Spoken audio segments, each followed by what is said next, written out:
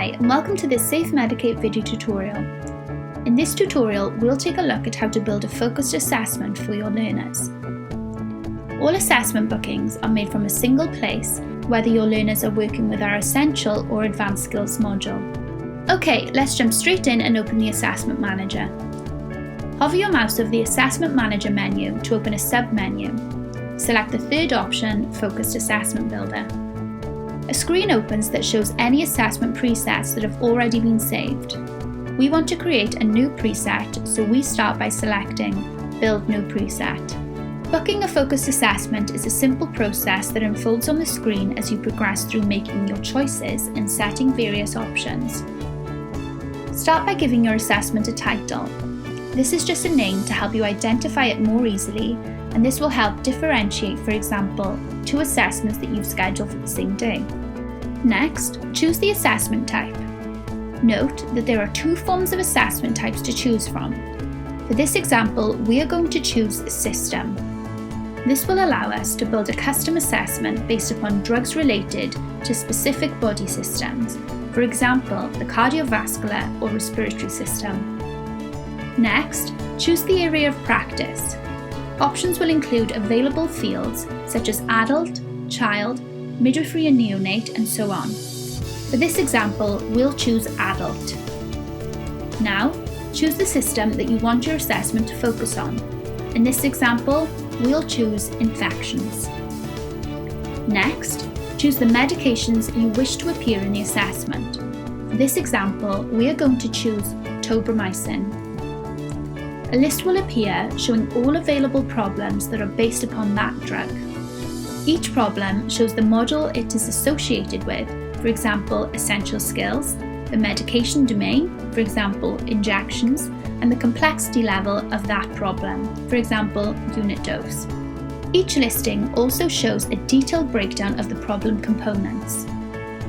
As an example, for this particular question, you can see the following: the route, indication, prescribed dose, dispensed dose, administration type, and the answer. As highlighted on screen, clicking the preview icon located on the right-hand side opens a pop-up window that shows how the question will be presented to the student or user. At this stage, you can click the plus button to add this question to your custom assessment. Once you've examined what the question looks like, click the cross button to close the question. Once you've selected a question from the available list, for ease of reference, it will be highlighted in purple as shown on screen. As you start building your preset, the chosen questions will start to appear at the top of the screen under the Your Custom Assessment section. As highlighted on screen, you can see a breakdown of all the questions you've selected for this custom assessment.